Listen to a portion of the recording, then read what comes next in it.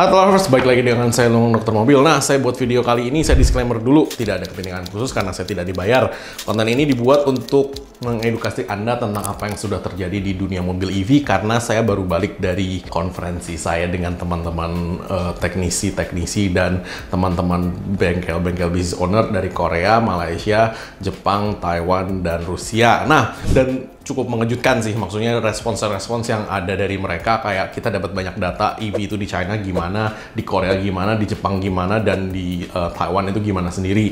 Nah, makanya saya bahas ini, dan saya bukannya menjelek-jelekan ya, tapi ini kadang-kadang beberapa ada kasus-kasus begini yang sedang terjadi di luar negeri. Anda harus menjadi pertimbangan ketika Anda membeli EV ini gitu loh. Ini kita cerita yang full EV ya, bukan hybrid ya. Oke. Bagian satu, mobil EV dan hybrid akan disubsidi oleh pemerintah. Itu rencana dan wacana ya. Saya nggak tahu nanti ketika ketok palu itu disubsidi berapa dan gimana. Itu subsidinya konon kabar sampai dengan 80 juta gitu kan. Kalau hybrid itu sampai dengan 40 juta gitu kan. Nah, cuman ketika lu disubsidi 40 dan 80 juta itu sebenarnya kalau pajaknya dihilangin aja ya, bener-bener pajak otomotif lu hilangkan saja ya dari hulu sampai ke hilirnya, mobil itu udah cukup murah sendiri sih. Gua nggak tahu sih ini gimana dan kenapa. Bagi gua sih kayaknya upset dan konyol gitu loh. Karena dari pemerintah sendiri pasang pajak segitu mahalnya sampai mobil-mobil hybrid dan EV ini menjadi mahal, udah dipajakin mahal disubsidi gitu loh, kayak udah dinaikin dulu harganya baru didiskon sedikit gitu kan.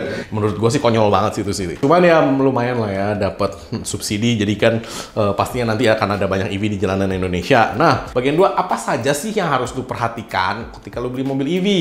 Satu, colokan tembok ya, maksudnya rumah lu itu cukup nggak sih buat ngecas si EV ini?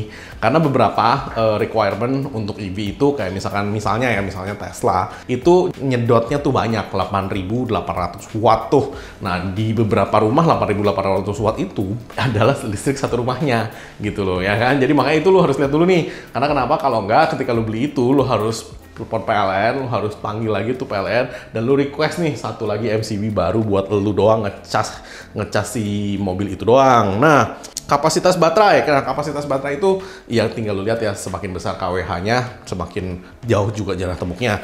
Kalau misalkan kayak 20 kWh itu di average itu sekitar 180 km.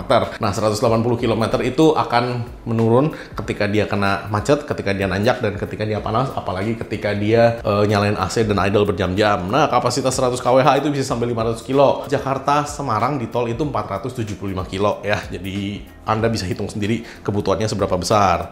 Nah, yang harus Anda pikirkan juga nih, misalkan di kantor Anda bisa ngecas nggak nih?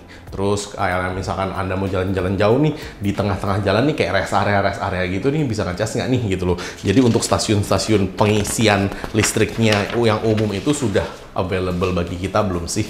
Kalau belum, ya kalau misalkan Anda cuma dari sini ke kantor terus pulang, ya no problem juga gitu loh.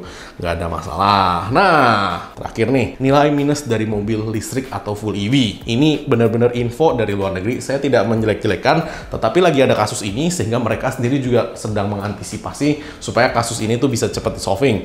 Oke, satu, mobil EV ketika tabrakan dan ketika kecelakaan, misalkan jalan kencang dan nabrak ya, itu problemnya adalah si pintu nggak bisa dibuka. Itu nomor satu problem yang mereka hadapi.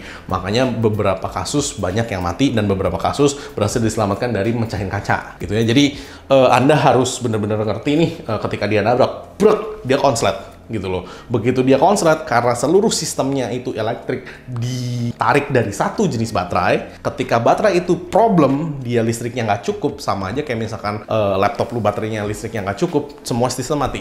Ketika semua sistem mati, gua nggak tahu kenapa itu pintu kunci, jadi lu nggak bisa buka. Nah, jadi itu very and extremely dangerous ya. Maksudnya itu bisa bikin lu mati sih di dalam sih. Itu satu. Dua, di Korea, di Taiwan, di Jepang, dan di tempat-tempat lainnya ya, itu problemnya ketika mobil itu nabrak, itu baterainya udah pasti kebakar. Ketika baterainya itu udah kebakar, apa yang dilakukan pemadam kebakaran di sana, terutama di Korea nih ya, udah banyak kasusnya di Korea. Ketika kebakaran, pemadam kebakaran itu langsung nanya, ini mobilnya konvensional atau EV? Begitu pemadam kebakaran tahu mobilnya itu EV, biasanya yang pemadam kebakaran lakukan adalah dia ke sana, dia bawa mobil tangki, kayak mobil kolam gitu, kemudian dia bawa mobil derek, langsung langsung diangkat, diderek, dimasukin ke tangki, kemudian baru dituang air di tangki. Sama juga di tempat-tempat lain nih, ada yang ditutupin kanvas begitu, terus disiram air dalamnya, itu supaya oksigennya nggak ada, tetapi baterai yang terbakar itu nggak bisa mati ya. Jadi Anda harus tahu nih, ketika baterai lu kebakar nih di dalam mobil, baterai itu tidak akan mati sampai dicelupin ke air pun gitu. Jadi lu harus tahu ketika itu nabrak, baterainya nggak bakal mati karena baterai itu terbakar di 1800 derajat. Jadi bener-bener panas sekali dan nggak bisa dimatiin hanya dengan disiram air, dicelupin ke dalam air pun nggak mati. Makanya kan diangkat, ditaruh di dalam air, dibiarin terbakar di situ supaya terbakarnya itu terkontrol gitu loh di dalam kolam, dan mereka tetap siramin dengan air gitu loh. Nah, itu bahayanya ya, sampai sekarang masih di riset di sana, dan ketika Anda mau beli, Anda harus benar-benar berpikir, karena ya balik lagi, Anda mau bilang saya menjelek-jelekan, menakut-nakutan, bagi saya dapat ini aja, berita ini aja baru gitu loh dari teman-teman saya gitu loh, dan berita-berita ini cukup bikin saya kagum juga sih. Maksudnya ya kan saya dari dulu udah bilang ya, namanya baterai kebakar nggak bisa lu matiin, sama lah gitu loh, karena konsep baterai teknologinya masih sama. Selama teknologi baterai itu masih sama, problemnya juga akan masih sama gitu loh. Nah, yang terakhir adalah isu konsleting dari mobil EV. Nah, yang konsleting itu dari China beberapa banyak ya, maksudnya konsletingnya kenapa kita belum tahu jelas nih. Bisa jadi konsleting gara-gara salah colok, ada komponen yang rusak, atau dari mobilnya yang rusak gitu loh, atau kepanasan, itu juga bisa. Cuman ketika dicolok lagi di China ya, ini waktu itu DFSK ya mobilnya ya, kalau nggak salah ya, DFSK ketika dicolok itu bisa terbakar sendiri gitu loh. Jadi itu ada kasus begitu ya di China. Nah, untuk yang Chevrolet Bolt itu di Cherokee Country di Amerika, tiba-tiba lagi parkir di depan rumah itu kebakar gitu loh. Jadi ketika dia lagi parkir di depan rumah dan kebakar, itu cukup gawat banget sih. Jadi maksudnya apalagi coba lu bayangin kalau lu taruh di dalam garasi dan terbakar. Nah, isu-isu ini udah banyak juga dikasih tahu dan di warning oleh manufakturer, beberapa manufakturer juga yang EV ya. Mobil EV disarankan tidak diparkir di dalam garasi ketika ada di rumah. Ini disarankannya di US loh ya. Lu harus tahu itu ya.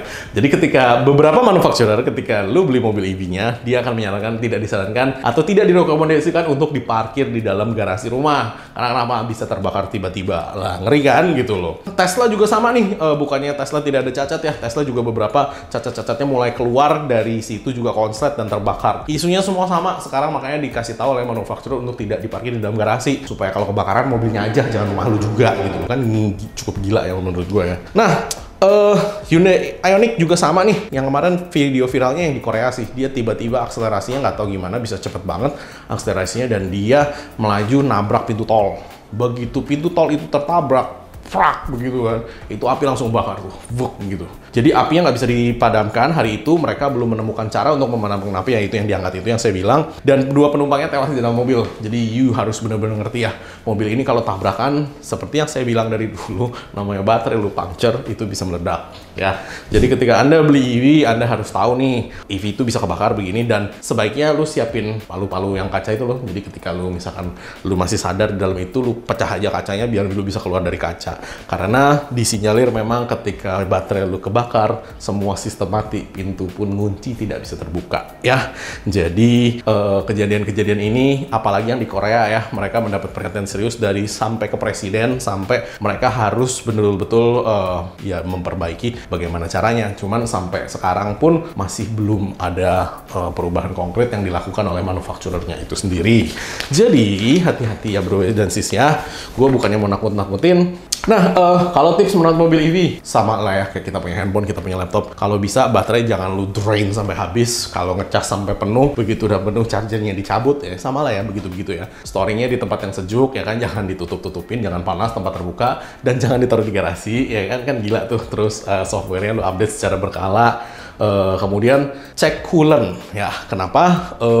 Di mobil listrik tetap ada coolant. Coolant itu justru malah kayak yang terpenting juga, karena coolant itu mendinginkan si baterai ya. Ketika baterai itu nanti panas, coolant itu tidak dingin, baterai lu akan drop nih efektivitasnya. Jadi satu, lu rugi, dua, baterainya cepat rusak, tiga, ada potensi kebakaran juga ketika coolant yang lu gunakan itu tidak bagus ya kan.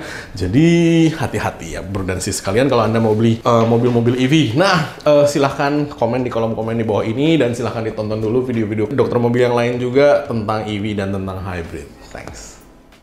Jangan lupa subscribe, like, dan komen di YouTube kami. Thanks.